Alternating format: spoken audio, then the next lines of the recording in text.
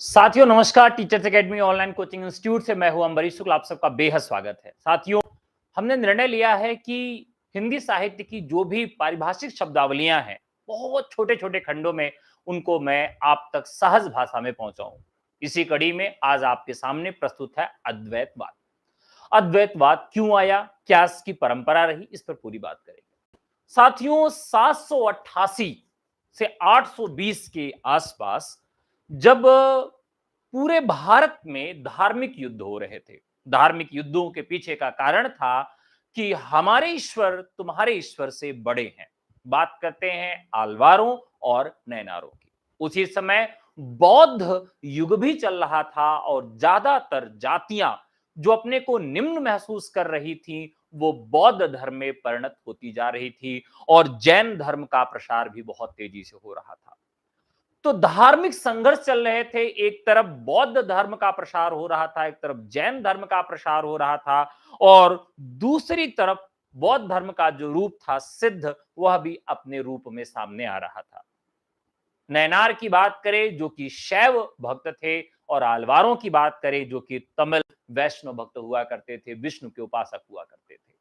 दक्षिण भारत में इनके बीच में बहुत सारे युद्ध हुए और राजाओं के बीच में बहुत बड़े बड़े युद्ध हुए और उसके पीछे का केवल एक कारण था कि हमारे शिव बड़े हैं या हमारे विष्णु बड़े हैं। तो विष्णु और शिव की लड़ाई हुई, उनके प्रशंसकों की लड़ाई हुई। कुल मिला के धार्मिक आंदोलनों को देखते हुए एक नए सामाजिक चतेरे धार्मिक उन्नायक की आवश्यकता थी और उनका जन्म हो जाता है जिनका नाम था शंकराचार्य। शंकराचार्य से पहले अद्वैतवाद की बात करें तो इसका वर्णन हमें ऋग्वेद में मिलता है और ऋग्वेद के बाद भी इसका वर्णन हमें इसकी संहिताओं में, ब्रह्म सूत्रों में, उपनिषदों में और हिंदी साहित्य तक परंपरा के रूप में मिलता है। उस पर भी हम अपनी चर्चा जारी रखेंगे। तो दरअसल इसके पहले की समस्या यह थी कि मूर्ति की पूजा बहुत स्पष्ट रूप में नहीं थी, लेकिन साकार ईश्वर में बहुत सारे ईश्वर थे और उन ईश्वरों में छोटा बड़ा का भाव लाकर बहुत सारे युद्ध होते थे और सनातन धर्म जो था वो टूटने की ओर था। इसे एक रूप में लाने के लिए और संगठित करने के लिए शंकराचार्य ने एक मत लाया जिसका नाम था अद्वैतवाद। अद्वैतवाद की धारणा या पूरे भारतीय साहित्य की धारणा है कि आत्मा, परमात्मा और समाज के बीच का क्या संबंध है। आत्मा, परमात्मा और इस संसार के बीच के संबंध को ही हिंदी साहित्य के दर्शन में या जितने भी भारतीय दर्शन हैं उनमें पिरोया गया है। इस दर्शन में बताया गया कि आत्मा, परमात्मा और संसार का क्या भेद है। तो इसमें कहा गया कि जगत सत्या है,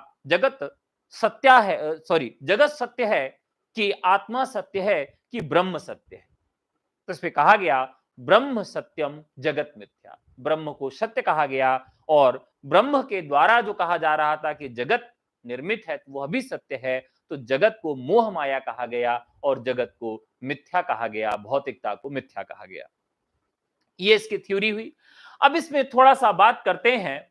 तो ये अद्वैतवाद के पहले इनके गुरु गौड़पाद मांडुक्य की कारिका में प्रथम बार तर्क संगत रूप में विश्लेषण मिलता है अद्वैतवाद का। अद्वैतवाद के शंकराचार्य का जन्म 788 से 820 के बीच में माना जाता है और इन्होंने जो श्लोक दिया ब्रह्म सत्यम जगत मिथ्या दिया और ऋग्वेद में छांदोग्य उपनिषद में तत्वमसि कह के इस निर्गुण या एकेश्वरवाद या अद्वैतवाद की तरफ इशारा किया गया है। इसके बाद बृहदारण्यक में उपनिषद है जो कि आत्मा को नेति नेति कहकर इसकी तरफ इशारा किया गया। नेति नेति का मतलब है नाना तत्व का खंडन, यानी कि सभी तत्व का खंडन किया गया और केवल एक तत्व की स्थापना की गई, वो ब्रह्म है और वही सत्य है।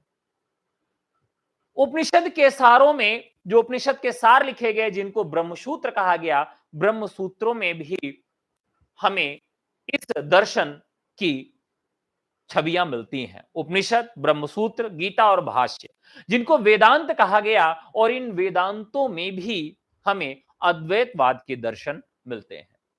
बौद्ध और जैन धर्म दर्शन के विरोध में और उस समय आलवार और नैनार की एकता के लिए यह अद्वैतवाद की स्थापना आवश्यक थी, जिसका कार्य शंकराचार्य ने किया। दरअसल ये निर्गुण ब्रह्म की उपासना की तरफ इशारा करते हैं और निर्गुण ब्रह्म के लिए इन्होंने एक ईश्वर को चुना और वो ईश्वर कौन थे? वो थे शिव। शिव का निर्गुण रूप जिसे शैव कहा गया। साथियों, आपको बता दूं कि जब आर्यंस भारत में आए तो यहां पर देवताओं को लेकर लड़ाई हुई कि कौन सा देवता उच्च है, कौन सा निम्न है। बहुत दिनों तक आर्यंस शिव को कोई देवता नहीं मानते थे, लेकिन भारत के जो मूल निवासी थे वो प्रकृति पूजक थे और प्रकृति की पूजा के साथ साथ वो पशुपति की भी पूजा करते थे, जो कि पशुओं के देवता थे या पशुओं के राजा थे। अभी आप देखें, पशुपतिनाथ के मंदिर भारत में भी है और नेपाल में भी है। तो भारत के लोग, जो यहाँ के ट्राइबल्स थे, जो यहाँ के मूल निवासी थे, वो शिव के भक्त थे और वो शिव की पूजा करते थे। लेकिन भारत में जब आर्यंस आए तो उन्होंने शैव धर्म को स्वीकार करने से मना कर दिया और इसी में विवाद बढ़ता है। तो जो शैव थे और जो उस समय नैनार और आलवार की जो मैं बात कर रहा था, उसमें युद्ध शुरू होते हैं और बहुत बड़े बड़े युद्ध होते हैं। एक उनकी एक रूपता को स्थापित करने के लिए बहुदेववाद से पूरा धर्म बहुत परेशान था और इधर सिद्धों ने जादू टोटके टोने से इतना ज्यादा, पंचमकारों से इतना ज्यादा जनता को त्रस्त कर दिया था, इनसे भी लोग परेशान थे। इन्हीं सब कारणों की वजह से अद्वैतवाद की स्थापना होती है और शिव के निर्गुण रूप की स्थापना होके शैव दर्शन की शुरुआत हो जाती है।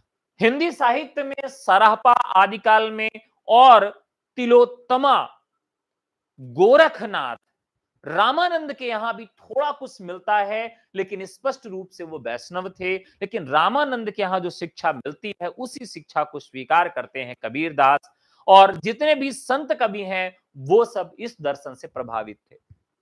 इसके बाद बौद्ध और उपनिषदों से, बौद्ध धर्म और जो उपनिषद हैं इनका विस्तार विदेशों में होता है और विदेशों में इनके विस्तार के कारण ईरान और अरब और मिस्र इत्यादि देशों में भी इनकी संख्या बढ़ जाती है। यानी कि एक बदले हुए अद्वैतवादियों की संख्या बढ़ जाती है, जो बदले हुए रूप में भारत में पुनः प्रवेश करता है सूफियों के माध्यम से। जो सूफीज्म का दर्शन है वो शैव को तो नहीं मानता, लेकिन लगभग इसी दर्शन को मानता है, निराकार ब्रह्म की उपासना करता है।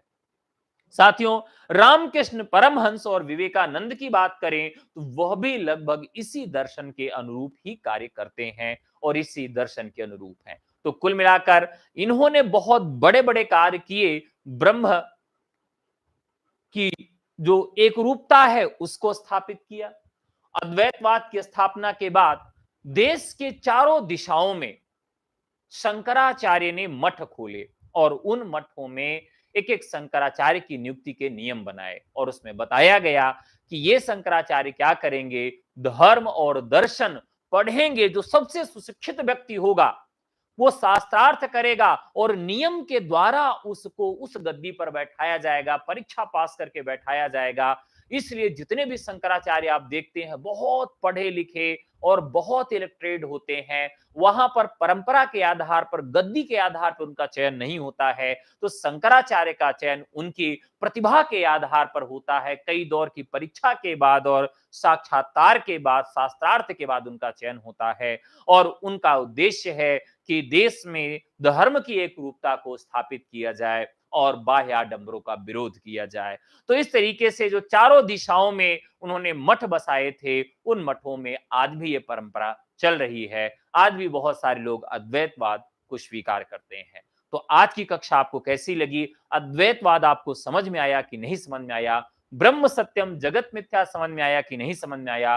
कि ब्रह्म ही सत्य है और उसके द्वारा बनाया गया जो भी है वह क्या है? माया है और माया को मिथ्या कहा गया। यह इस दर्शन का सार है। साथियों, अगर आप assistant professor, government degree college GDC, TGT, PGT, KVS, NVS, LT grade, GIC प्रवक्ता, डीट plus B, TGT, PGT, Uttarakhand LT, BPSC, UGC NET किन्हीं भी परीक्षाओं की तैयारी कर रहे हैं और हिंदी से अगर आप पहली बार में चयन चाहते हैं तो व्हाट्सएप करके हमसे जुड़ सकते हैं। हमारा नंबर है 96 28 95 92 37। साथियों, टारगेट नौकरी 2024 बैच पर रामनवमी के उपलक्ष्य में 3 दिन के लिए भारी छूट चल रही है। आप चाहें तो प्रवेश ले सकते हैं। आज के लिए इतना ही। इस सीरीज में कल आपको इसी समय एक और वीडियो मिलेगा। तब तक इंतजार करिए। आज के लिए इतना ही। बहुत बहुत धन्यवाद। नमस्कार। जय हिंद।